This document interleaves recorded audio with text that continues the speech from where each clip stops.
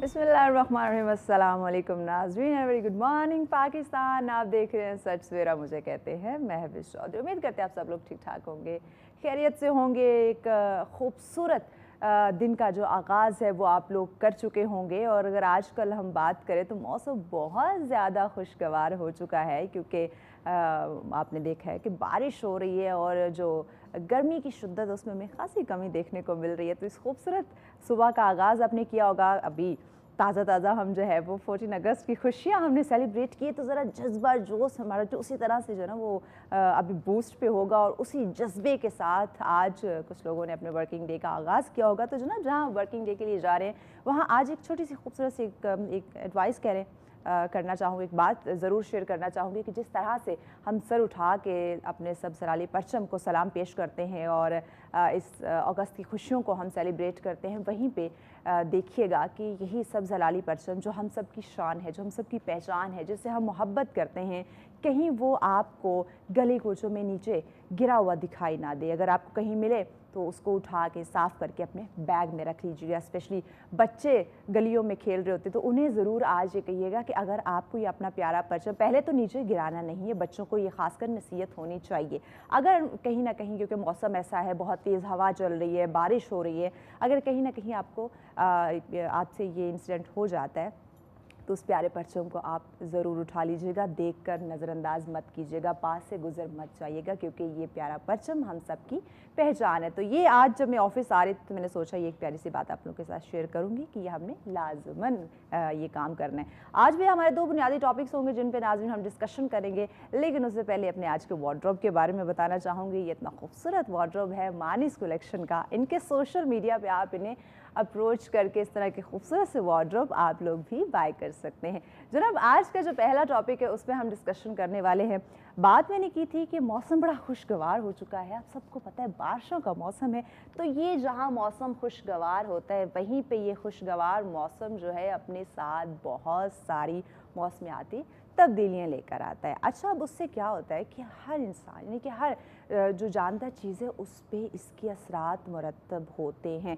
अब जिन लोगों की इम्यूनिटी अच्छी होगी वो तो कुछ गुजारा कर लेंगे, इस मौसम को एंजॉय करेंगे, लेकिन जिनकी इम्यूनिटी अच्छी नहीं होगी, जो थोड़ा कमज़ोर होंगे, डाइट अच्छी नहीं होगी, डाइट प्लान अच्छा नहीं होगा, आप अपनी केयर नहीं करते होंगे, ख़ासकर अगर मैं बात करूँ हमारे नन्हे मुन्ने बच्चों की, तो डेफिनेटली उनकी सेहत पे बहुत बुरा असर पड़ सकता है इन मौसमियाती तब्दीलियों का। तो इसी पे आज हमारा पहला टॉपिक यही होगा, इसी पे हम डिस्कशन करेंगे, क्योंकि आपको पता है कि ये सावन भादो का मौसम है। कभी बारिशों का सिलसिला शुरू हो जाता है और बारिशों के जैसी बारिश हो रही होती है वहीं पे आपने देखा होगा कि धूप भी शुरू हो जाती है, यानी कभी धूप होती है तो कभी बारिशों का सिलसिला शुरू हो जाता है। पता नहीं चलता कब क्या हो जाए, मौसम किस तरह से जो है वो अंगड़ाई ले ले। तो इस बदलते मौसम के साथ किस तरह से हमने अपना ख्याल रखना है, ख़ासकर हमारे जो प्यारे बच्चे हैं जो नाजुक होते हैं उनकी सेहत का हमने किस तरह से ख्याल रखना है, कैसे उनकी इम्यूनिटी को हम बूस्ट कर सकते हैं या किन बीमारियों में वो मुब्तला हो सकते हैं इन मौसमियाती तब्दीलियों से। इस पे इंशाल्लाह आज हम इन डिटेल जो है वो डिस्कशन करेंगे। और इसी से रिलेट करता हमारा दूसरा टॉपिक भी होगा जिसमें हम डाइट पे बात करेंगे। तो दोनों टॉपिक्स पे इंशाल्लाह इन डिटेल बात करेंगे, मेहमान हमारे साथ होंगे, उनसे बहुत कुछ जानेंगे, लेकिन इस ब्रेक के बाद हमारे साथ रहिएगा।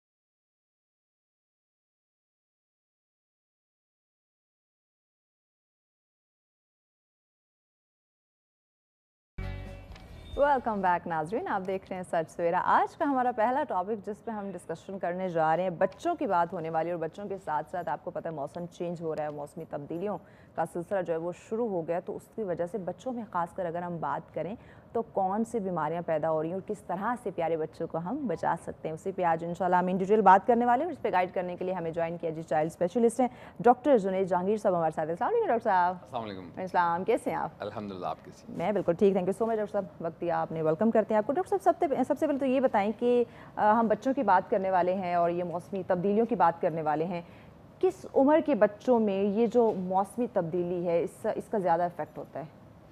देखिए, बच्चा जितना छोटा होगा, मौसम का जो चेंज है उस पे उतना ज़्यादा असरअंदाज होगा। अच्छा। क्योंकि जितना बच्चा छोटा होता है उसकी इम्यूनिटी उतनी कम होती है और उसकी जो power to fight the disease है वो भी कम होती है ठीक है। और वो उतनी ज़्यादा केयर मांगता है। अच्छा। जैसे आप बहुत छोटे बच्चों को देखते हैं, आप वो स्पेशल एक नर्सरी बनाई होती है, वहाँ उनको केयर उनकी की जा रही होती है, जो वक्त से पहले पैदा हो जाते हैं। सो जितना बड़ा बच्चा होता है उसका केयर आपको रिलेटिवली कम करनी तो पड़ती है, लेकिन रिलेटिवली कम करनी पड़ती है। जितना छोटा होता है उसकी इतनी ज़्यादा केयर करनी। सही, यानी कि ये जो सबसे कम उम्र का बच्चा होगा या न्यूबॉर्न बेबी होगा उसको इस मौसमी तब्दीली पे ज़्यादा उसके वो असरात मुरतब हो सकते हैं। वेल, ये बताएं कि हम जहाँ मौसमी तब्दीली की बात करें, बीमारियों की बात करें, तो बीमारियाँ कौन कौन सी पैदा हो सकती हैं इस मौसम में, स्पेशली बच्चों में? देखिए, सावन में जो हम सबसे ज़्यादा देखते हैं ना, वो ये गैस्ट्रो देखते हैं, क्योंकि पेट के अमराज सावन के सीज़न में बहुत ज़्यादा होते हैं, मोशंस बहुत ज़्यादा होते हैं, डायरिया बहुत होता है और उसकी मुख्तलिफ रीज़न्स हैं।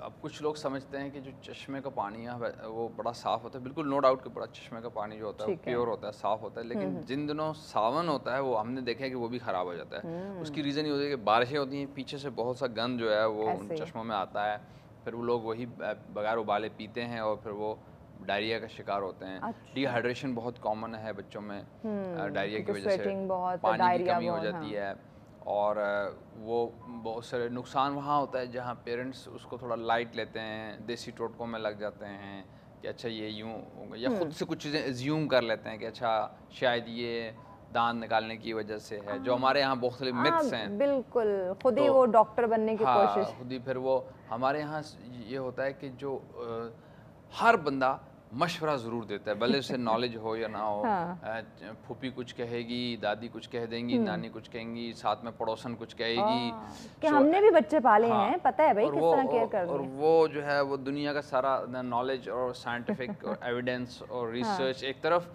और उनकी ये बात एक तरफ होती है कि हमने तो 4 बच्चे पाले हैं, हमसे पूछो, हमसे बेहतर कौन जानता है। बिल्कुल बिल्कुल, ऐसे इन मिथों से बाहर निकलने की ज़रूरत है। अच्छा डॉक्टर साहब, इस मौसम में, क्योंकि मौसम जब चेंज होता है तो मच्छरों की भी आमद शुरू हो जाती है, तो ये बच्चों को मलेरिया से कैसे बचाएं? मलेरिया से इस तरह से बचाएं कि एक तो बच्चों को फुल स्लीव्स पहनाएं, ठीक है, निकर ना पहनाएं, पूरा ट्राउज़र पहनाएं, क्योंकि मैं कहते हैं गर्मी है, बच्चों को शॉर्ट पहना दें। तो वो चूँकि एक्सपोज एरिया जितना होगा उतना ज़्यादा मच्छर का हमले करने का चांस होगा। दूसरा ये कि मच्छर आता है गंदी जगह पे ज़्यादा आता है या जो सब्ज़ा है उस पर भी आता है। तो ऐसी जगहों को थोड़ा सा अवॉइड कर लें, पानी ना खड़ा होने दें, गंदगी ना जमा होने दें, तो उसमें थोड़ा सा अवॉइड हो जाएगा। उसके बाद फिर जो रिपेलेंट्स हैं जैसे मॉस्पेल वगैरह है वो यूज़ करें। अगर बच्चा की एलर्जी नहीं है तो ये ज़रा एहतियात से करना है। कुछ बच्चों को एलर्जी होती है, इवन रिपेलेंट लगाने से भी उन्हें छींकें और नज़ला और वो शुरू हो जाता है, खांसी शुरू हो जाती है। और अगर बच्चा एलर्जिक है तो फिर मच्छरदानी इज़ वेरी गुड, मच्छरदानी इज़ वेरी गुड। ख़ासतौर पर रात को आप लगा दें मच्छरदानी तो सुबह तक कोई नुकसान नहीं होगा और वो भी उसकी स्मेल भी नहीं होती। तो मच्छर के आजकल मुख्तलिफ यानी ये टूल्स हैं जिनसे आप बच सकते हैं, खुद बच्चों को बचा सकते हैं। सही। अच्छा, ये चूँकि आजकल आपको पता है बारिशों का सीज़न भी शुरू है, तो इसमें बच्चों को ये नज़ला ज़ुकाम, खांसी जैसी, ये छींको जैसी ये जो बीमारी है उनका बहुत सामना करना पड़े। और मोस्टली जो माएँ, वही जो आपने कहा कि जो दादियाँ होती हैं, जो बुज़ुर्ग होते हैं, वो कहते हैं हमारे मशवरों पे चलो तो बच्चा ठीक हो जाएगा। तो यानी अगर प्रॉपर डॉक्टर से कंसल्ट नहीं कर रहे, इग्नोर कर रहे हैं बच्चों की इन अलामात को, तो इससे क्या मज़ीद ख़तरात हो सकते हैं? देखिए, जो हम प्रैक्टिकली देखते हैं ना वो ये देखते हैं कि जो assumptions होती हैं when they come wrong, तो pneumonia, they land into pneumonia। जो छोटे बच्चे होते हैं they land into sepsis। यानी कि वो एक सिंपल सी चीज़ कॉम्प्लिकेट हो जाती है। ठीक है, जैसे इसकी मिसाल मैं आम बंदों को इस तरह देता हूँ कि अगर गाड़ी है, चलते हुए थोड़ा सा कुछ आवाज़ आ रही है, कोई ख़राबी, और आप इग्नोर करते हैं और आप कहते हैं नहीं बस इसको चला ही जाओ, तो आखिर वो पहले कुछ छोटी खराबी थी फिर वो बड़ी खराबी बन जाती है, फिर कुछ चीज़ तोड़ देगी और अल्टीमेटली वर्कशॉप में ले जानी पड़ेगी। और फिर अल्टीमेटली मैकेनिक कहेगा जी अब तो इसका इंजन चेंज करना पड़ेगा, अब तो और मेरे पास कोई हल नहीं है। तो गाड़ी का तो इंजन चेंज हो सकता है, बच्चे का तो चेंज नहीं हो सकता। हाँ। तो बच्चे को बहुत से लोग इग्नोर करते हैं, सेल्फ मेडिकेशन करते हैं, टोटके करते हैं, और अल्टीमेटली जब वो ठीक ठाक कॉम्प्लिकेट हो जाता है, फिर कहते हैं यार आप जरा डॉक्टर को भी दिखा अब देते डॉक्टर के पास, बिल्कुल, अब स्पेशलिस्ट के पास जाना बनता है। हाँ, तो वो ये इससे ये होता है कि वो चीज़ें बिगड़ती हैं, और छोटा सा काम जिसे आप बर वक्त पहले ही एड्रेस कर सकते थे, वो एक डिज़ास्टर बन जाता है। अच्छा, ये खांसी और नमूनिया, ये दो अलग अलग चीज़ें? देखें, खांसी एक अलामत है नमूनिया की। अच्छा। खांसी गले से भी हो सकती है, खांसी एलर्जी से भी हो सकती है, खांसी सिंपल जो कॉमन कोल्ड होता है उससे भी हो सकती है, खांसी अस्थमा में भी हो सकती है, खांसी टीबी में भी हो सकती है, खांसी नमूनिया में भी हो सकती है। सो हर खांसी का ये मतलब नहीं है कि नमूनिया है। ठीक है। और ज़रूरत इस बात की होती है कि खांसी की रीज़न पता हो आपको, भाई किस वजह से है। जैसे आपने थोड़ी देर पहले जिक्र किया नज़ला ज़ुकाम और छींकें, हाँ।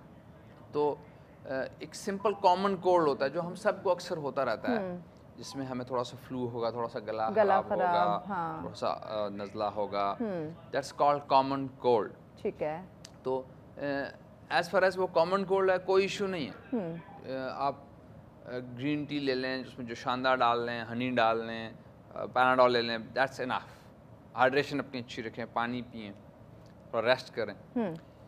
बट फ़र्ज़ करें वो इन्फेक्शन अब it is down in the chest, chest में सांस में कुछ मुश्किल है, चेस्ट में कुछ रेशा है, ठीक, ब्रीदिंग में प्रॉब्लम है, then you can't do with kava and honey and that सही। all that। डॉक्टर साहब, मज़ीद इन डिटेल आपसे जानते, ब्रेक लेनी है, ब्रेक के बाद इंशाल्लाह मज़ीद आपसे हम जानते हैं कि बच्चों में ये जो इतनी कॉमन डिजीज़ हो रही हैं और मौसमियाती तब्दीलियों की वजह से हो रही है, कैसे मज़ीद इससे हम छुटकारा हासिल कर सकते हैं, इन डिटेल बात करेंगे, लेकिन इस ब्रेक के बाद हमारे साथ रहिएगा।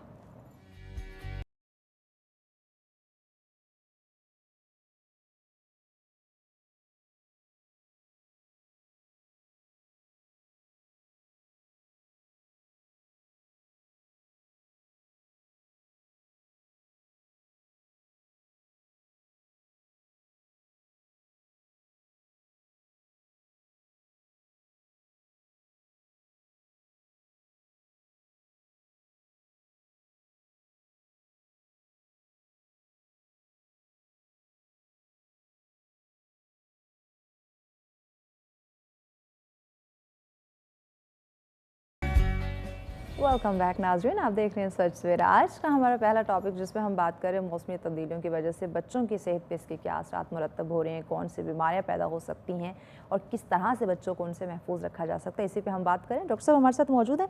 और डॉक्टर साहब, हम बात कर रहे थे बच्चों में नमोनिया की और खांसी की, किस तरह से महफूज करें बच्चों को नमोनिया से, इसका इलाज जो है वो बताएं। सबसे पहले मदर फीड दें बच्चों को, that's the best for immunity, for production of disease. उसके बाद बच्चों की रेगुलर वैक्सीनेशन करें। अच्छा। जो इनिशियल एक पूरा स्केड्यूल है, इस एज पे ये वैक्सीन, इस एज पे ये वैक्सीन, वो वैक्सीन्स लगवाएं। ठीक है। उसके बाद ये कि क्लोज टू नेचर रखें उनको।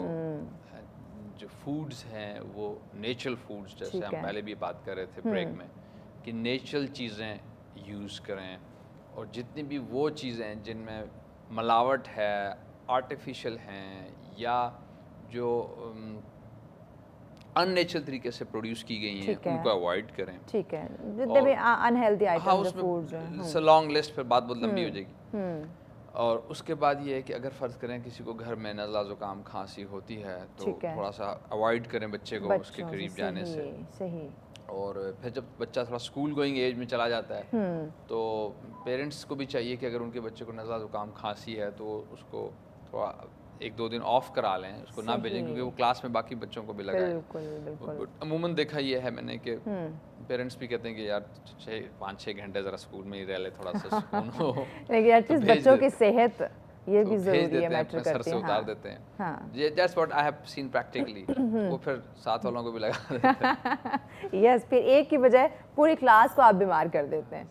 तो ये ज़रूरी है कि इस चीज़ का अवॉइड किया जाए, बच्चे को थोड़ा रेस्ट जो है वो दिया जाए। अच्छा, इसकी वजह से, ये मौसमी तब्दीलियों की वजह से बच्चों में ये जो स्किन की, जिल्द के अमराज है, वो भी हो सकते हैं? स्किन डिजीज़ तो राउंड द क्लॉक चलती रहती हैं, राउंड पूरा साल ही मुख्तलिफ चीज़ें चलती रहती हैं। स्केबीज़ बड़ा कॉमन है, खुसूसन जो डॉर्मेटरीज होती हैं, हॉस्टल्स होते हैं या मदरसाज हैं जहाँ क्लोज बच्चे पढ़ते हैं, इकट्ठे रहते हैं, वहाँ पर स्केबीज़ बहुत कॉमन है। इसके अलावा छोटे बच्चों में एक्जिमा कॉमन है, स्किन ड्राई रहती है, उससे मुख्तलिफ चीज़ें होती हैं, tinea. There are lot of skin disease in children as well, जो हम गाहे बगाहे देखते रहते हैं। अच्छा, ये आजकल बच्चों में उनके ऊपर ये जो रेड रेड दाने बनना शुरू हो जाते हैं, उसकी क्या वजह है? देखें, दाने जो है ना, वो उनकी बहुत सारी इकसाम में बहुत सारी शक्लें हैं। गर्मियों में हीट रैश हम बहुत देखते हैं। क्योंकि हमारे यहाँ ये कॉन्सेप्ट है कि जो बच्चा है उसको सर्दी लग जाएगी, उसको ठंड ना लगे। तो मैंने देखा होता है कि गर्मियों में भी बच्चों को ना, खास पर छोटे बच्चों को उन्होंने ब्लैंकेट में और इवन वो जो क्विल्ट है रज़ाई में भी लपेटा होता है, वो जो छोटे से बिस्तर बंद होते हैं बच्चों के। तो अब देखें, गर्मी अगर आपने खुद अपने लिए एसी लगाया हुआ है और बच्चे को आपने कंबल में और लपेट के और रज़ाई में लपेट के रखा हुआ है, तो आखिर वो भी इंसान है, उसको उसे हीट रैश हो जाता है उसकी वजह से, वो बड़ा कॉमन है।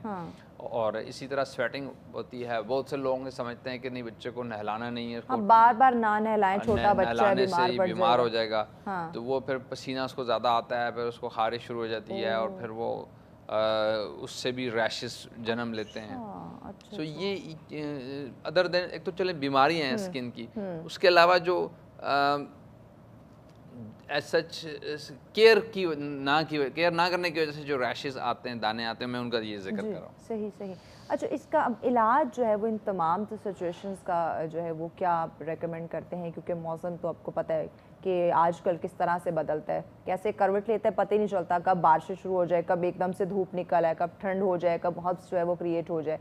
तो इसमें यकीनन बड़े जो है वो जैसे तैसे कवर कर लेते हैं, वो उनकी बॉडी उन्हें बता देती है क्या ज़रूरत है। एटलीस्ट बच्चों को तो नहीं पता ना, वो बता सकते हैं कि मेरी बॉडी को मुझे इस चीज़ की नीड है। अब ये तो बड़ों को ही समझना है, तो कैसे वो अपने बच्चों को महफूज रखे, चाहे वो छोटा न्यूबॉर्न बेबी है या थोड़ा बड़ा है, 4-5 साल का है, 7 साल का है। देखिए, इसमें यही है कि अब डाइट उनकी अच्छी रखें, इम्यूनिटी उनकी अच्छी रखें, और उसके बाद जो सडन चेंज इन वेदर है वो थोड़ा अवॉइड करें। ठीक है, एक जैसे एक पब्लिक है, आप सडनली कोई लॉ पास कर देते हैं, वो एकदम नहीं एक्सेप्ट कर सकेगी उसको। इसी तरह बच्चे की एक बॉडी है, एक सडन चेंज इन टेम्परेचर आएगा तो वो नहीं उसको बर्दाश्त करेगी। तो उसको थोड़ा सा आप अंडरस्टैंड करें कि अभी टेम्परेचर कैसा है और उसी हिसाब से क्लोथिंग रखें, उसी हिसाब से कवरिंग रखें। ठीक है, excess of everything is bad. इतना ज़्यादा भी ना लपेटें कि उस बेचारे को पसीने आए, वो खारिश शुरू हो जाए, बददुआएं दे, वो आपको बोल तो सकता नहीं है, और वो रोएगा, चीखेगा, चिल्लाएगा। और इतना कम भी ना रखें, इतना इजी भी ना लें कि उसको ठंड लगे। ठीक है, सो एक मॉडरेट तरीके से बिहेव करें अपने बच्चों के साथ। वो भी ह्यूमन बीइंग्स हैं, छोटे हैं, बोल नहीं सकते, लेकिन आप उनको दरमियाने उसमें रखें। और अगेन मदर फीड शुरू में ज़रूर दें और बाद में डाइट नेचुरल रखें, वैक्सीनेशंस करें। और अगर कोई प्रॉब्लम पैदा होता भी है तो उसमें टोटके ना करें, उसको प्रॉपर दिखा लें किसी डॉक्टर को, ताकि वो उसको प्रॉपर्ली असेस करके उसको बर वक्त ट्रीट करे और कल आपके लिए कोई परेशानी ना बने, ज़्यादा इशू ना बने। अच्छा, इसी में ये जो कि आप ट्रीटमेंट की बात करें, वो माएँ जो एक दफ़ा बच्चे को दिखा लेती हैं हॉस्पिटल में, अगर मौसमियाती तब्दीलियों की वजह से कोई इन्फेक्शन हुआ है, अगर डॉक्टर ने एक दफ़ा वो मेडिसिन रेकमेंड कर दी है, तो अगर दोबारा वही सिम्टम्स हुए हैं घर में, खुद ही से वो मेडिसिन देना शुरू कर देती है बच्चों को, ये दुरुस्त तरीका है?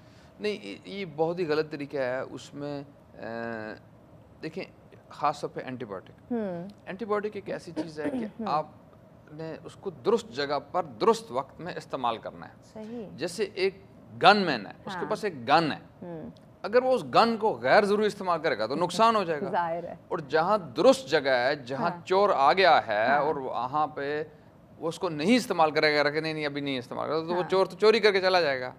सो इसी तरह ये एंटीबायोटिक है। अगर आपने इसको दुरुस्त जगह पे दुरुस्त वक्त इस्तेमाल किया तो ये बहुत फ़ायदा हो जाएगा, आपको जान बच जाएगी। और अगर आपने खामखा जहाँ नहीं थी ज़रूरत वहाँ पे भी खुद से डॉक्टर बन के शुरू कर दी तो उससे फिर रेजिस्टेंस आ जाती है बॉडी में। एक, बच्चा एंटीबायोटिक का आदी हो जाता है। 2, और तीसरा ये कि फिर उसकी वो इम्यूनिटी नहीं रहती ना, अब पुराने दौर में ठीक है लोग मरते भी थे लेकिन बहुत सारे बचते भी थे, ठीक भी होते थे। हाँ। ना कोई चाइल्ड स्पेशलिस्ट होता था उस जमाने में, सही। ना कोई ये तरह तरह की मेडिकेशंस होती थी इस डॉक्टर तरह साहब, की। इसी में पैगाम ऐड कर दीजिएगा, टाइम शॉर्ट है जी। तो बस मुख्तसर बात ये कि वो लोग कैसे हील करते थे, उनकी एक सेल्फ हीलिंग पावर थी, उनकी एक इम्यूनिटी थी, उस चीज़ को ख़त्म ना करें। ठीक हो गया, बहुत शुक्रिया डॉक्टर साहब, आपने वक्त इतने शॉर्ट टाइम इतनी अहम डिस्कशन हमारे साथ शेयर की। यकीनन नाज़रीन, बच्चों की बात करें तो ख़ुद से डॉक्टर ना बने, बच्चों की सेहत, उनकी हिफाजत करना बहुत ज़्यादा ज़रूरी है। तो जो स्पेशलिस्ट है वो इसीलिए हैं कि आप उनके साथ जाएँ बर वक्त, अगर आपके बच्चे को कोई बीमारी है, तशख़ीस हो और उसका इलाज जो है वो मुमकिन हो सके। तो लाजमन इस चीज़ का ख्याल रखें क्योंकि मौसम बदल रहा है और इन बीमारियों को आपने लाइट नहीं लेना, इग्नोर नहीं करना। अगर आपका बच्चा बीमार है तो डेफिनेटली उसे डॉक्टर के पास लेके जाना आपकी जिम्मेदारी है। ब्रेक के जाने पड़ने, ब्रेक के बाद अगला हमारा टॉपिक होगा वो डाइट के हवाले से होगा। जहां बच्चों की बात की है वहीं कुछ बड़ों की बात भी होगी, लेकिन इस ब्रेक के बाद हमारे साथ रहिएगा।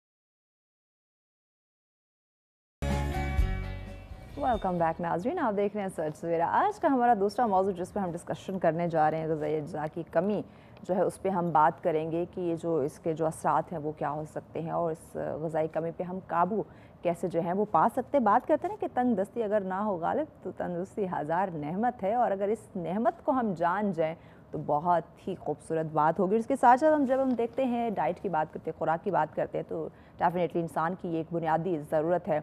ये ज़रूरत अगर पूरी ना हो या इसमें अगर हमें कमी पेशी जो है वो देखने को मिले तो यकीनन इसके जो बुरे असरात हैं वो इंसानी सेहत पर मुरतब हो सकते हैं। और इसी के साथ साथ जब हम देखते हैं जो आलमी इदारा सेहत है उसने भी इस ग़िज़ाई कमी को अवामी सेहत के लिए एक बहुत बड़ा ख़तरा जो है वो करार दिया है। तो स्पेशली इस ग़िज़ाई कमी में जब हम बच्चों की या ख़वातीन की सेहत की बात करते हैं, उनकी जो ज़हनी सेहत है, जिस्मानी सेहत, या बच्चों की नशोनुमा की बात करते हैं तो उस पे इसके असरात जो है वो मुरतब हो सकते हैं। तो डेफिनेटली हमें जो हमारी डाइट है कोशिश हमें करनी चाहिए कि वो मुतवाज़न हो, हेल्दी डाइट हो, ताकि जो हमारी एक इम्यूनिटी जो कमज़ोर हो जाती है, वीक हो जाती है, क़ुव्वत मुदाफ़त, उससे हम ख़ुद को बचा सकें और जो इस वजह से डिफरेंट डिजीज़ का हमें सामना करना पड़ सकता है उससे हम ख़ुद को महफूज रख सकें। तो इसी पे आज हम बात करने वाले हैं। और अगर हम जहाँ ग़िज़ा की बात करें, डाइट की बात करें, माओं की बात करें, बच्चों की हेल्थ की बात करें, वहीं पे आपको पता है कि बच्चे के लिए माँ का दूध बहुत ज़्यादा ज़रूरी है। और जब हम अगस्त के महीने की बात करते हैं इसमें तो माँ के दूध के वो अवेयरनेस जो है वो क्रिएट करने की भी वो एक अवेयरनेस, एक आगाही मुहिम जो है वो चलाई जाती है। तो इस पर भी हम बात करेंगे। इस पर प्रॉपर गाइड करने के लिए हमें ज्वाइन किया जी आप न्यूट्रिशनिस्ट है फ़ातिमा अमजद हमारे साथ है। अस्सलाम वालेकुम फ़ातिमा। वालेकुम अस्सलाम। कैसी हैं आप? अल्हम्दुलिल्लाह, आप कैसी? मैं बिल्कुल ठीक ठाक। फ़ातिमा मुझे बताओ, इस वक्त जब हम देखते हैं हालात, महंगाई का दौर है, हर इंसान महंगाई का रोना रो रहा है, लेकिन सेहत भी बहुत ज़्यादा ज़रूरी है और खाना पीना तो बहुत ज़्यादा ज़रूरी है। और ये तो इंसानी ज़रूरत है, एक बुनियादी ज़रूरत है, हम खाने पीने के बगैर ज़िंदा नहीं रह सकते। तो इस महंगाई के दौर में ये जो ग़िज़ाई हम कमी की बात करें, इस किल्लत को हम कैसे दूर कर सकते हैं? देखिए, सबसे पहले जो है मैं जो बच्चे हैं उनसे मैं स्टार्ट करना चाहूँगी। अच्छा। ठीक है। अब जैसे न्यूट्रिशन जो है वो हर स्टेज पे लाइक बच्चों से लेके देन हमारे पास एडोलेसेंट्स आते हैं, लाइक प्यूबर्टी की एज में जो बच्चे होते हैं, फिर हमारे पास एडल्ट्स आते हैं, फिर ओल्डर एडल्ट्स आते हैं। तो सब हर स्टेज पे जो है ना न्यूट्रिशन बहुत इंपॉर्टेंट है। हमारी ग़िज़ा किस तरह की है, वो हमारी सेहत पे डायरेक्ट उसका असर हो रहा है। ठीक है। अब न्यूट्रिशन में अब अगर हम देखें कि कौन सी डाइट हमें लेनी होती है, उसमें हमारे पास दो कैटेगरीज आ अच्छा, जाती ये हैं। डाइट की जहाँ आपने बात की है ना, और बच्चों की हेल्थ की चूँकि बात की है, तो बच्चों को कैसा खाना खाना चाहिए, किस तरह की खुराक होनी चाहिए, उनकी सेहत का कैसे ख्याल रख सकते हैं, इसी हवाले से हमारी टीम ने एक लूप तैयार किया है, वो हम चल के देख लेते हैं। आपको भी आइडिया हो जाएगा, हमारे नाज़रीन भी देख लेंगे मजीद, फिर उस पर हम डिस्कशन करते हैं। जी प्ले कीजिए।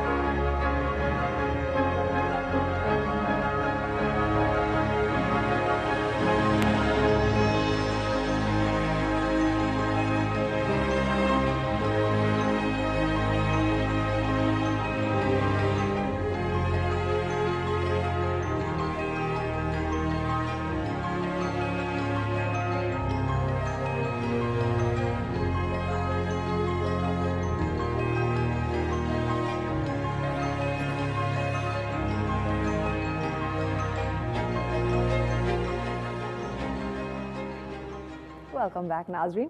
फातिमा, आपने भी देखा बच्चों के जिस तरह से हेल्दी डाइट की जब हम बात करते हैं, वो जब उन्हें खाने को कहें तो किस तरह से मुंह चढ़ा रहे होते हैं, और वहीं उनके सामने कोल्ड ड्रिंक्स रखते हैं और फास्ट फूड रख देते, तो कितनी खुशी से वो एंजॉय करें। तो यकीनन इसके डायरेक्टली या इनडायरेक्टली हमारी जहनी सेहत में, बच्चों के डिस्ट्रोमा में काफ़ी इसके साथ मुरतब हो रहे हैं। अब आप बताएं हमारे नाजरीन को इस किल्लत को, ये जो ग़िज़ाई कमी हमें देखने को मिल रही है, इस किल्लत को कैसे दूर करें, स्पेशली बच्चों की आप बात करने जा रही थी। अच्छा, इसमें डाइट में हमारे पास एक मैक्रो न्यूट्रिएंट्स आते हैं जिसका मोस्टली हम लोगों को पता होता है फैट्स, कार्बोहाइड्रेट्स, प्रोटीन्स, जो मेनली हमें सोर्सेज मिल रहे होते हैं, जैसे रोटी चावल से और गोश्त वगैरह से। इस तरह मेन जो हमारे मैक्रो न्यूट्रिएंट्स होते हैं ये बेसिकली ज़्यादा अमाउंट में रिक्वायर्ड होते हैं बॉडी को, ठीक है। फिर माइक्रो न्यूट्रिएंट्स आते हैं जिनमें सारे विटामिन्स और मिनरल्स आ जाते हैं, वो कंपैरेटिवली लेस अमाउंट में बॉडी को रिक्वायर्ड होते हैं, ठीक है। अब बच्चों में अगर देखा जाए ना, जो मोस्टली अंडर 5 ईयर्स होते हैं, उनमें vitamin A, iron, vitamin D, zinc, ये वाली जो है ना मोस्ट कॉमन है जो माइक्रो न्यूट्रिएंट डिफिशिएंसीज है, ठीक है। फिर हमारे जो है मोस्टली इसका रीज़न यही है कि उनकी इनटेक जो है वो कम होती है, या फिर उनकी जो रिक्वायरमेंट ज़्यादा होती है। जैसे आप देखेंगे 1 साल का बच्चा, उसकी रिक्वायरमेंट डिफरेंट है, फिर वो 2 साल का हो गया तो उसकी इंक्रीज होगी रिक्वायरमेंट, ठीक है। तो अगर उसकी वही पुरानी डाइट है तो इस तरह से भी डिफिशिएंसीज हो सकती हैं। लाइक वो अपनी इंक्रीजिंग ग्रोइंग एज के साथ उसकी डाइट चेंज नहीं हो रही, तो इस तरह से भी हो सकती है। या फिर हमारे यहाँ जैसे पॉवर्टी है या फूड जो है वो अवेलेबल नहीं है, तो उसका भी जो है वो डिफिशिएंसी हो सकती है फूड की, ठीक है। ये एक तो आपने बच्चों की बात की, साथ ही साथ चूँकि हम बड़ों को भी लेके चल रहे हैं, स्पेशली ख़वातीन को लेके चल रहे हैं, तो इसमें अगर ये हम ग़िज़ाई किल्लत को दूर नहीं करते, इस कमी को हम पूरा नहीं करते, तो इसके अगर मैं माओं की स्पेशली बात करूँ तो, क्योंकि पूरे घर को संभालना, बच्चों को, फिर वर्किंग लेडीज़ भी हैं, तो उनकी सेहत पे इसके क्या असरात मुरतब हो सकते हैं? अच्छा, अब औरतों की अगर हम बात करते हैं ना, तो उसमें हमारे पास एक नॉर्मल औरतें आ जाती हैं, लाइक एडल्ट वुमेन, ठीक है। अच्छा। एक आ जाती है हमारे पास प्रेग्नेंट वुमेन आ जाती हैं, ठीक है, और एक हमारे पास लैक्टेटिंग वुमेन जो दूध पिलाती हैं, ठीक है। अब ये 3 कैटेगरीज हैं औरतों में, ठीक है। अब इसमें जो नॉर्मल वुमेन है उनकी जो रिक्वायरमेंट है वो बेसिक जो कैलोरी रिक्वायरमेंट है अराउंड उनकी 1500-1600 कैलोरीज किलो कैलोरीज होती हैं, ठीक है। अब उसमें ये है कि उनकी डाइट अगर बैलेंस्ड नहीं होगी, तो उन्होंने पूरे घर को चलाना है। और जो मेन इंपॉर्टेंट चीज़ है, जैसे इसमें भी हमने देखा कि बच्चे जो है ना, वो माँ जूस का ग्लास पी रही है तो साथ में बच्ची भी पी रही है। अब माँ जो डाइट लेगी बच्चे उनको फॉलो करेंगे। और इसी में हम जब कहते हैं ना कि आप बच्चे को जो बोलेंगे वो नहीं करेगा, जो उसके सामने आप एक्ट करेंगे वो उसे फॉलो करेगा। आप बोल के बोलें ये खा लो, वो खा लो, वो कभी नहीं करेगा। अक्सर पेरेंट्स कहते हैं कि हमारा बच्चा जो है ना वो हेल्दी फूड्स की तरफ नहीं इंक्लाइन होता, पसंद नहीं करता, फास्ट फूड्स जो है वो बहुत शौक से खा लेते हैं। भाई उसको फास्ट फूड्स इंट्रोड्यूस किसने कराया? बच्चे को तो टेस्ट का नहीं पता था, उसे तो टेस्ट एक दूध का पता था। उसके बाद जितने भी टेस्ट डेवलप हुए हैं वो आपने करवाए। अच्छा, जब बच्चे की आप जो है ना ये टेस्ट डेवलपमेंट स्टार्ट में जैसे 6 माह तक आपने दूध पिलाया, ठीक है, उसके बाद आप वीनिंग स्टार्ट करते हैं, सॉलिड फूड स्टार्ट करते हैं। अब वहाँ पे मेन आ जाते हैं आप कौन से फूड सेलेक्ट करते हैं, क्योंकि वहाँ पे उसकी टेस्ट डेवलपमेंट होनी है। अक्सर जो है ना मेरी अपनी फैमिलीज में ऐसे होते हैं, बच्चों को वीनिंग स्टार्ट करानी है, वो पॉप्स वगैरह वो जो डिफरेंट चिप्स वगैरह होते हैं वो जो है ना इंट्रोड्यूस कर, भाई हेल्दी आप प्यूरीज जो है ना वो खिलाएं, वेजिटेबल्स फ्रूट्स उनको मैश करके, फिर चावल गोश्त उनकी आप प्यूरीज फ्राइड जो उनके लिए अच्छा हो, और फिर वहीं से उसकी टेस्ट डेवलपमेंट होनी है। फिर वो अगर आप स्टार्ट में जूस की जगह उसे कोल्ड ड्रिंक देंगे वो तो वही पसंद करेगा, क्योंकि आपने टेस्ट वो डेवलप कर दिया ना, तो वो जूस की तरफ नहीं जाएगा, उसको कोल्ड ड्रिंक पसंद होगी, वो चाहिए। एग्जैक्टली। और फिर जो आती हैं प्रेग्नेंट खवातीन, उनमें ये है कि आप उस टाइम पे जो ले रहे हैं दैट इज ऑल्सो अफेक्टिंग आपके चाइल्ड की, बच्चे को बिल्कुल क्या डेवलपमेंट हो रही है, ठीक है। अच्छा, जो फर्स्ट 1000 डेज होते हैं ना बच्चे के, अब वो स्टार्ट हो रहे हैं जब कंसीव किया मदर ने, ठीक है, वहाँ से वो 9 months and then the next 2 years, like बच्चे के जो फर्स्ट 2 इयर्स होते हैं एज के, ये फर्स्ट 1000 डेज जो है ना इनको गोल्डन डेज कहा जाता है। फातिमा, इस पे मजीद हम बात करते हैं कि और कौन सी खवातीन है और किस तरह से उनमें ये ग़िज़ाई किल्लत को दूर करना है। ब्रेक लेनी है, ब्रेक के बाद इन डिटेल इस पे हम मजीद बात करते हैं। नाज़रीन हमारे साथ होगा, मिलते हैं ब्रेक के बाद।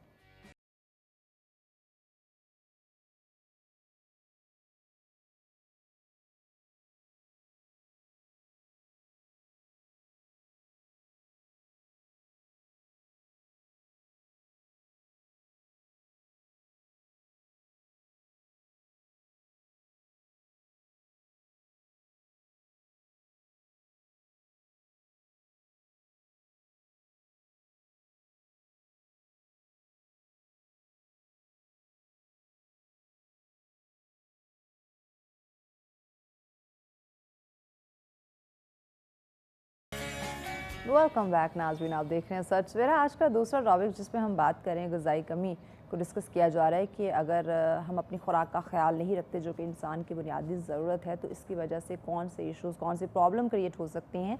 स्पेशली बात की जाए बच्चों की, चूँकि मौसमी तब्दीलियों पे भी पहले डिस्कशन कर चुके हैं, तो इसके साथ डाइट का बहुत ज़्यादा लिंक है कि अगर आप प्रॉपर अपनी ग़िज़ा का ख्याल नहीं रखते हैं तो कैसे बच्चों की सेहत मुतासर हो सकती है। और वहीं साथ हम माओ की जो सेहत है उनका जिक्र कर रहे हैं, ख़वातीन की सेहत पे बात की जा रही है कि अगर वो इस ग़िज़ाई कमी है, जो किल्लत है, उसके अगर शिकार होती हैं तो इसकी वजह से उनकी सेहत कैसे मुतासर हो सकती है। इसी पे बात कर रहे हैं। फ़ातिमा हमारे साथ है।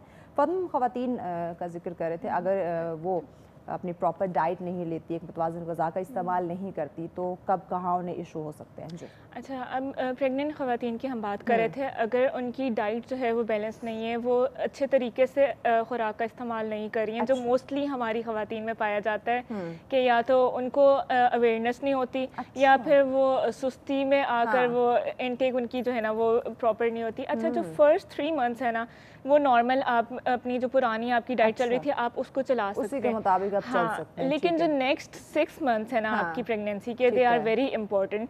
आपके बेबी के ऑर्गन्स बन चुके हैं, अब उनकी डेवलपमेंट चाहिए, ठीक है, ग्रोथ उनकी चाहिए। अब उसमें अगर आपकी डाइट में कमी है तो आपके बच्चे पे डायरेक्ट उसके असरात होंगे। आपकी आयरन अगर पूरी नहीं है, ठीक है, फर्स्ट 3 मंथ्स में आपको फोलेट चाहिए होता है, ठीक है, फिर नेक्स्ट 3 मंथ्स है आपकी आयरन भी साथ में स्टार्ट हो जाती है, सप्लीमेंटेशन, ठीक है। अब अगर आपकी वो प्रॉपर नहीं है तो बच्चे में आयरन डिफिशिएंसी के भी चांसेस हो सकते हैं। अच्छा, बच्चे का अगर हम देखें ना, फर्स्ट 6 मंथ्स जो होते हैं लाइफ के आफ्टर बर्थ, उसमें आयरन स्टोर्स उसकी बॉडी में इनफ होते हैं, लाइक उसे बाहर से या खुराक से ज़रूरत नहीं होती आयरन की। और वो कहाँ से आते हैं? वो माँ के उससे आते हैं, लाइक प्रेगनेंसी में जो उसने आयरन इनटेक की होती है वो बच्चे में स्टोर हो रही होती है। तो अगर उसकी इनटेक कम होगी तो बच्चे में आयरन डिफिशिएंसी के भी चांसेस है। अच्छा, ये प्रेग्नेंट ख़वातीन में ये जो एक खून की कमी का भी वो शिकार हो जाती है, बिल्कुल, इसकी वजह वो डाइट ही है। बिल्कुल डाइट ही है, आयरन उनकी कम हो रही है, ठीक है। अब ज़्यादा क्या होता है, कैफीन अगर इनटेक ज़्यादा है, चाय का इस्तेमाल उनका बहुत ज़्यादा है, 2 कप्स नॉर्मल हैं, आप ले सकते हैं, अच्छा, ठीक है, डेली। हाँ, डेली, ठीक है। इससे ज़्यादा अगर आप इनटेक करें तो वो आपके लिए साइड इफ़ेक्ट्स उसके हो सकते हैं, ठीक है। और इसके अलावा जो इम्पॉर्टेंट चीज़ है वो ये कि मील्स में और जो कैफिनेटेड ड्रिंक्स है, ये चाय कॉफ़ी जो भी आप ले रहे हैं, उसमें 30-40 मिनट का गैप होना ज़रूरी है।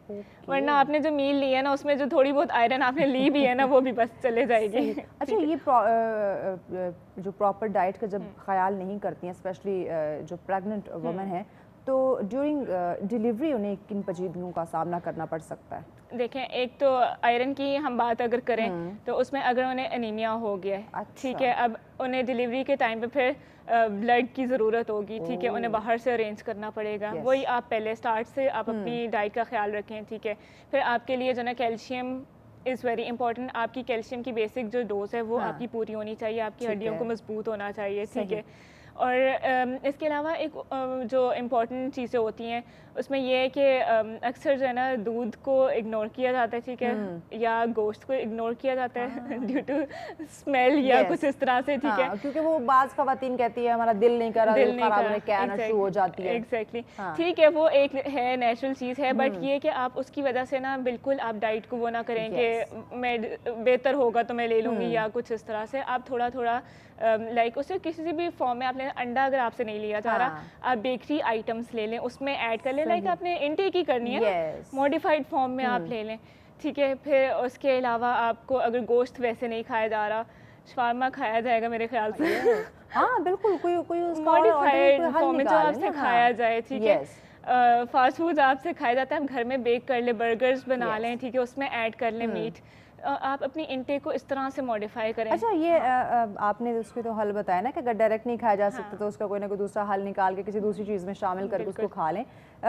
शहर की ख़वातीन के, हम जो पढ़ी लिखी ख़वातीन हैं उनमें तो काफ़ी हद तक हम कह सकते हैं अवेयरनेस है। बहुत सारी ऐसी एरियाज़ जो दही इलाकों में रहने वाली, वहाँ में भी काफ़ी अवेयरनेस देखने को मिलती है, लेकिन फिर भी कुछ ऐसे एरियाज़ हैं जहाँ अगर हम बड़ों की बात करें, स्पेशली जो सास हैं उनकी बात करें, कहते हमने भी तो बच्चे पैदा किए हैं, हमने तो ये सब कुछ नहीं खाया, हमने तो इतने ट्रीटमेंट नहीं करवाए, इतने चेकअप नहीं करवाए, जिसकी वजह से अब बहू बेचारी को चुप करना पड़ जाता है। तो एक ये वजह भी हो सकती है कि उनमें फिर ये इश्यूज क्रिएट होना शुरू हो जाते हैं। असल में वहाँ पे अवेयरनेस की बहुत ज़रूरत है, खासतौर पे सास, क्योंकि वो अपना ज़माना देख रही होती है कि हमने भी शुरू हो जाता है, ऐसा कुछ नहीं था। हालांकि अगर पुराने ज़माने का देखा जाए ना तो उनकी थी प्योर डाइट्स थी, प्योर थी, यस। उनको अगर वो थोड़ा भी लेते थे ना तो वो उनको बहुत ज़्यादा न्यूट्रिएंट्स प्रोवाइड करती थी, वो उनका देसी घी का इस्तेमाल होता था। एग्जैक्टली ऐसा ही है। अब अगर हम देखें तो हमारी अगर खालिस भी हम लेना चाहें ना कहीं से तो हमें उसमें भी डाउट होता है, पता नहीं ये खालिस है या नहीं। ऐसा ही है। वर्किंग लेडीज़ की अगर हम बात करें, बहुत सारी ऐसी खवातीन होंगी मेरे समेत जो सुबह नाश्ता करने का अक्सर टाइम नहीं मिल रहा या फिर दिल नहीं कर रहा होता, बिना नाश्ते के चली जाती है। फिर जब हम लंच की बात करते हैं, प्रॉपर लंच भी नहीं ले रही होती है, टाइम पे नहीं होती या उस तरह हेल्दी नहीं होता। डिनर की बात करें तो भी प्रॉपर नहीं होगा, रेस्ट उनका नहीं होता, मतलब हर चीज़ में वो एक तवाज़ुन नहीं वो रख पा रही होती। तो स्पेशली हम जब खुराक की बात कर रहे हैं तो इस खुराक को प्रॉपर इंटेक ना करने से, या बच्चों जो हम वर्किंग लेडीज़ की बात करें, अगर वो अपना ये ख्याल नहीं रखेंगे तो किस तरह से उनकी लाइफ, उनकी सेहत मुतासर हो सकती है। इस पर बात करेंगे, ब्रेक ले रही हैं। ब्रेक के बाद इन डिटेल नाज़रीन आपको बताएंगे कि जो स्पेशली वर्किंग लेडीज़ हैं, अगर वो अपना ख्याल नहीं रखती, अपनी डाइट को प्रॉपर नहीं लेती, तो उनकी सेहत कैसे मुतासर हो सकती है, इसमें इंशाल्लाह इन डिटेल बात करेंगे। लेकिन इस ब्रेक के बाद हमारे साथ रहिएगा।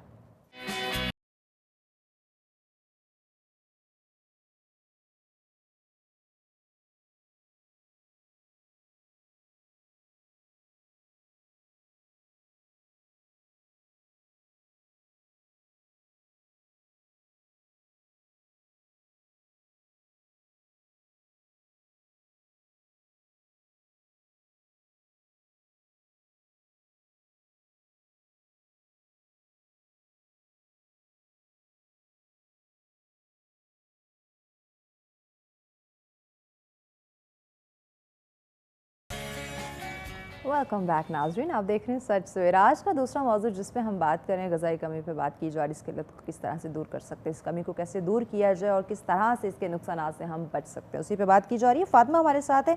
फातिमा, ब्रेक पे जाने से पहले हमने वर्किंग लेडीज़ की बात की थी जो प्रॉपर डाइट नहीं लेती, ख्याल नहीं करती, तो इसके क्या असरात, उनकी सेहत पर क्या बुरे असरात मुरतब हो सकते हैं, बताइए। अच्छा, वर्किंग लेडीज़ में मोस्टली ये है कि उनकी हेक्टिक रूटीन होती है, ठीक है, उन्हें इधर उधर भाग दौड़ करनी होती है, तो उनकी विटामिन और डाइट उनकी प्रॉपर नहीं होती। विटामिन डी डेफिशिएंसी आजकल बहुत कॉमन है, हर दूसरी खवातीन औरत में जो है ना ये पाई जाती है, ठीक है। और वैसे अगर वर्किंग लेडीज़ का मैं बात करूँ तो उसमें ये है कि आपका अगर नाश्ता बनाने का टाइम नहीं है, आप छोटी छोटी स्नैक्स अपने साथ रख लें। आप एक ब्रेड ले लें, उस पर जल्दी से जो भी स्प्रेड वगैरह, अंडा वगैरह जो भी आपने रखना है आप वो रखें, आप अपने साथ ले लें। गाड़ी में अगर आप किसी के साथ आते हैं तो तब तो आप आराम से खा सकते हैं। अगर आप ड्राइविंग करें तो सिग्नल्स पे रुक के आप जो है ना एक एक बाइट लेके, लाइक आप टोटली स्किप ना करें, ठीक है। फिर आप अपने साथ नट्स रखें या रोस्टेड जो है वो चने होते हैं, इस तरह की लाइक छोटी छोटी स्नैक्स आप अपने साथ रखेंगे। आप खाली स्टमक नहीं रखना ज़्यादा टाइम के लिए। एग्जैक्टली, ठीक। अगर बच्चों की तरफ हम आते हैं, क्योंकि टाइम पे शॉर्ट है, मैं चाहती हूँ जल्दी जल्दी शॉर्टली कुछ चीज़ें हम नाज़रीन तक पहुँचा दें। बच्चों में अगर ये ग़िज़ाई कमी रहती है, हम उनके इस कमी को पूरा नहीं करते, तो इससे उनके IQ लेवल पे क्या असर पड़ सकता है? बिल्कुल, इस पे अगर मैं ब्रेस्ट फीडिंग पे भी बात करूँ तो उसका लाइक अगस्त जो है वो अवेयरनेस मंथ है ब्रेस्ट फीडिंग का, ठीक है। ब्रेस्ट फीडिंग का IQ लेवल पे डायरेक्ट इफेक्ट होता है, ठीक है। अब जो बच्चे 6 माह, पहले 6 माह एक्सक्लूसिव ब्रेस्ट फेड होते हैं, एक्सक्लूसिव का मतलब है कि उनको और कोई खुराक नहीं दी जा रही, सिर्फ वो माँ के दूध पे, बिल्कुल ऐसे, ठीक है। उनका IQ लेवल जो है रिसर्च स्टडीज़ के अकॉर्डिंग उनका IQ लेवल हाई होता है एज़ कम्पेयर टू दोज बच्चे जिनकी ब्रेस्ट फीडिंग जो है वो एक्सक्लूसिवली नहीं होती या फिर हुई ही नहीं होती, ठीक है। अब जो है जो मॉडर्न मदर्स हैं उनका ज़रा बताएं। अच्छा, मॉडर्न मदर्स में ये मिसकंसेप्शन है कि वो अगर जो ब्रेस्ट फीडिंग कराएंगी तो उनकी बॉडी इमेज ख़राब हो जाएगा, जबकि ये एक्चुअली इसके ऑपोजिट है। हम जो है ना ख़वातीन क्या करती हैं कि बर्थ के बाद, डिलीवरी के बाद फ़ौरन से जो है ना वेट लॉस प्रोग्राम्स की तरफ जाती हैं। ये मैं डाइट फॉलो करूं, ये मैं क्रैश डाइट करूं ताकि मेरी बॉडी जो है वो प्रॉपर हो जाए। आप ब्रेस्ट फीडिंग कराएं, आपकी जो है बर्थ के टाइम जैसे यूट्रस जो है वो इंक्रीज होता है, आपकी बेली जो है वो निकल आती है, ठीक है। ब्रेस्ट फीडिंग से आपकी बेली ऑटोमेटिकली अंदर चले जाएगी, नॉर्मल आपकी पोजीशन पे आ जाएगी, है ना जो चीज़ है, आप अगर कुदरत के अगेंस्ट जाएंगे तो देन आपको प्रॉब्लम होगी। एग्जैक्टली ऐसा ही। और फिर अगर बॉडी वेट की बात करें हम, हाँ। तो ब्रेस्ट फीडिंग नेचुरली आपकी बॉडी को टोंट कर देता है। जो आपने वेट गेन किया होता है ना प्रेगनेंसी में, वो वापस जो है आपका ब्रेस्ट फीडिंग से नॉर्मल वेट पे आ जाता है। ये जो मिसकंसेप्शन है इसको ख़त्म करना होगा, इस मिथ से निकलना होगा कि ब्रेस्ट अगर आप बच्चे को दूध पिला रही हैं, आप मदर फीडिंग करवा रही हैं तो आपकी बॉडी ख़राब हो सकती है, शेप ख़राब हो सकती है। ऐसा पॉसिबल नहीं है। आसान सा कोई सादा सा सस्ता सा कोई एक टोटका कह लूँ नाज़रीन के आसानी के लिए उन्हें बताएं कि क्योंकि महंगाई के दौर, जैसे स्टार्ट में मैंने पहला सवाल ये किया था कि इस महंगाई के दौर में इस कमी को कैसे दूर करें, तो कोई आसान सा जो है ना वो तरीका बताएं कि डाइट प्लान क्या हो हमारा। अच्छा, एक जो है जो लोअर मिडिल क्लास की बात हो रही है, तो उसमें ये है कि अगर आपके पास प्रॉपर लाइक फ्रूट्स वेजिटेबल्स आप नहीं ले सकते हैं, ये चीज़ें आप अफोर्ड नहीं कर सकते, तो आप जो है जो स्टेपल फूड्स हैं जैसे रोटी चावल हैं, अब जैसे आटा है हमारा वो फोर्टिफाइड भी आता है। लाइक कुछ आटा सिंपल होता है, ठीक है, और कुछ होता है जिसमें विटामिन ए या आयरन की उनको ऐड किया होता है, फोर्टिफाई किया होता है। तो आप नॉर्मल की बजाय उसको प्रेफर करेंगे, क्योंकि आप जो है जैसे बाकी चीज़ें नहीं ले रहे हैं, दूध या फल सब्जियां आप नहीं उस तरह से अफोर्ड कर पा रहे, तो आप आटा एटलीस्ट वो लें ताकि आपकी ये न्यूट्रिएंट्स जो है ना बॉडी में आपके आते जाएं। फिर अगर कोई और चीज़ ले रहे, बच्चों में भी इवन सीरियल्स आप दे रहे हैं तो उनको आयरन फोर्टिफाइड सीरियल्स दें। अच्छा। जिसमें आयरन ऐड होती है। आप सिंपल सीरियल देंगे तो उससे सिर्फ उनको सीरियल्स मिलेंगे, ठीक है, और आयरन फोर्टिफाइड देंगे तो साथ में उनको आयरन भी जा रही है। पैगाम क्या देंगे नाज़रीन को? अच्छा, पैगाम मैं वैसे अगस्त से रिलेटेड ही देना चाहूँगी, ब्रेस्ट फीडिंग से रिलेटेड ही देना चाहूँगी। ब्रेस्ट फीडिंग आप पहले 6 माह तक बच्चे को कराएं, क्योंकि उससे ना सिर्फ बच्चे को फ़ायदा है, बच्चे को लाइक उसकी बीमारी के चांसेस रिड्यूस हो जाते हैं, different like heart disease, diabetes, even weight gain, obesity के चांसेस डिक्रीज होते हैं, और साथ साथ माँ के भी कैंसर के चांसेस डिक्रीज होते हैं। Breast cancer, ovarian cancer, endometrial cancer, इनके चांसेस डिक्रीज होते हैं। ख़वातीन में ये ब्रेस्ट कैंसर के बहुत सारे इश्यूज, बहुत सारे, और उसमें मेन यही वजह है कि वो ब्रेस्ट फीडिंग नहीं करवाते। फिर उसके बाद अक्सर जो है ना बर्थ के बाद, डिलीवरी के बाद डिप्रेशन में चले जाती हैं ख़वातीन, सो ब्रेस्ट फीडिंग उसको भी रिड्यूस करती है। इंपॉर्टेंट है। Thank you so much Fatima, बहुत शुक्रिया, आपने हमें वक्त दे, इतनी अहम डिस्कशन रही, इतनी अहम मालूमात आप लोग के साथ शेयर की। यकीनन नाज़रीन, जब हम बच्चे की सेहत की बात करते हैं, माँ की सेहत की बात करते हैं, तो बहुत ज़्यादा ज़रूरी है उनकी, जब हम ग़िज़ा की बात करें, ख़ुराक की बात करें, तो दोनों के लिए हेल्दी डाइट, मतवाज़न ग़िज़ा का होना अशद ज़रूरी है इस वक्त, क्योंकि हमें कोई भी हम कहते हैं जो खालिस ग़िज़ाएँ हैं वो हमें नहीं मिल पा रही, तो उसके मुताबिक आप जाएँ, न्यूट्रिशनिस्ट से आप जो है वो मशवरा लें, उससे डाइट प्लान लें, क्योंकि हालात इस तरह से हैं कि हमने काम भी करना है और अपनी सेहत का ख़याल भी जो है वो लेना है। तो जब आप अपनी सेहत का ख्याल नहीं रखेंगे, अच्छा डाइट प्लान नहीं होगा, ना खुद को संभाल सकती है, ना फैमिली को संभाल सकेंगी, ना ही बच्चों की सेहत का ख्याल रख सकेंगी। तो ये जो ग़िज़ाई कमी है इसको ख़त्म करने की हमें ज़रूरत है और कोशिश करनी चाहिए, क्योंकि जान है तो जहान है। ये सेहत बहुत बड़ी नेमत है, इसका ख्याल रखना हम सब की ज़िम्मेदारी। इसी के साथ दीजिए इजाज़त, अल्लाह नेगेबान।